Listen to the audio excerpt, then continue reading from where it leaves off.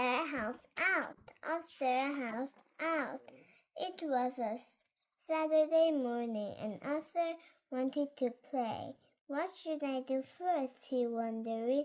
See my friend sit in the treehouse, talk to Mom and Dad, said DW. They are looking for you. There you are, said Dad. You need to help out around the house today, but, said Arthur, the sooner you begin, said Mom, the sooner you'll be done. I don't see what's wrong with my room, Arthur muttered to himself. I know where everything is. Isn't that what matters? Next morning, Arthur collected the dirty laundry.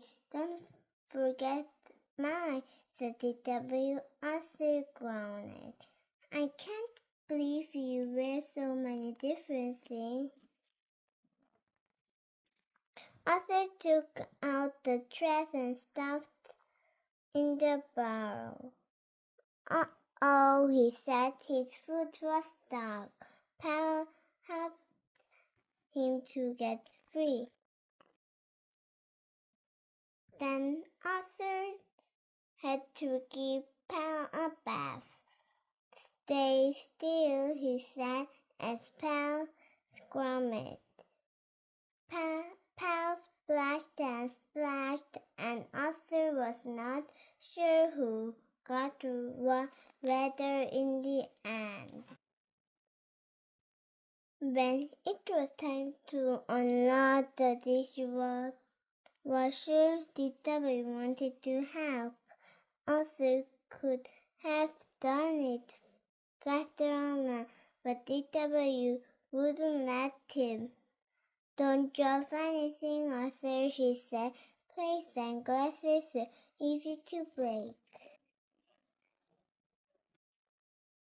After that, Arthur carried box into the attic.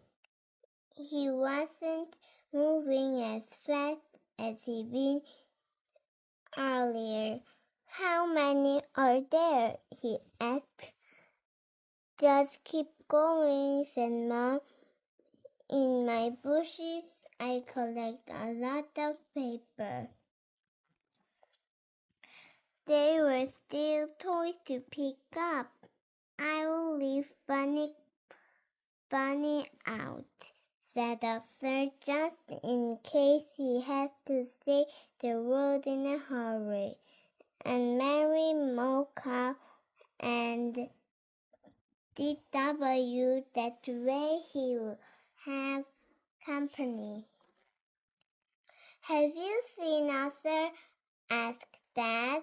Not for a few minutes, said Mom, but he's been very busy. Everyone, where are you? Dad called out. You don't have to hide, said Mom. You were a big help today, but you're done. Now you can do whatever you want.